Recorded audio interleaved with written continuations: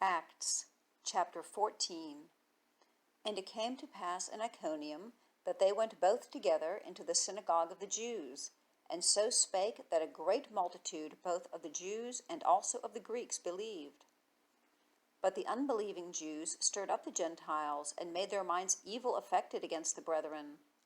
Long time therefore abode they, speaking boldly in the Lord, which gave testimony unto the word of his grace, and granted signs and wonders to be done by their hands. But the multitude of the city was divided, and part held with the Jews, and part with the apostles. And when there was an assault made both of the Gentiles and also of the Jews with their rulers, to use them despitefully and to stone them, they were ware of it, and fled unto Lystra and Derbe, cities of Lycaonia, and unto the region that lieth round about, and there they preached the gospel. And there sat a certain man at Lystra, impotent in his feet, being a cripple from his mother's womb, who never had walked. The same heard Paul speak, who steadfastly beholding him, and perceiving that he had faith to be healed, said with a loud voice, Stand upright on thy feet. And he leaped and walked. And when the people saw what Paul had done, they lifted up their voices, saying in the speech of Lycaonia, The gods are come down to us in the likeness of men. And they called Barnabas Jupiter, and Paul Mercurius, because he was the chief speaker.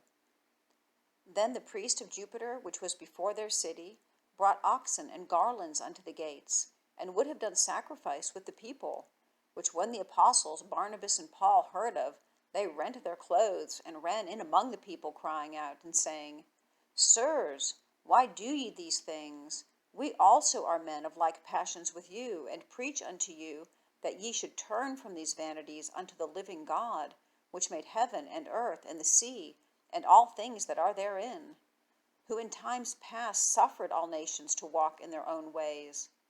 Nevertheless, he left not himself without witness, in that he did good, and gave us rain from heaven and fruitful seasons, filling our hearts with food and gladness. And with these sayings scarce restrained they the people, that they had not done sacrifice unto them. And there came thither certain Jews from Antioch and Iconium, who persuaded the people, and having stoned Paul, drew him out of the city, supposing he had been dead. Howbeit, as the disciples stood round about him, he rose up, and came into the city, and the next day he departed with Barnabas to Derbe.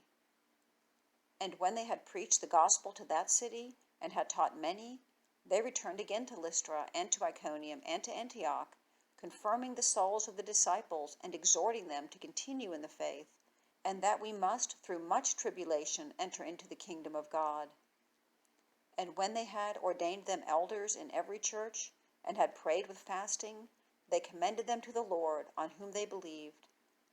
And after they had passed through Pisidia, they came to Pamphylia.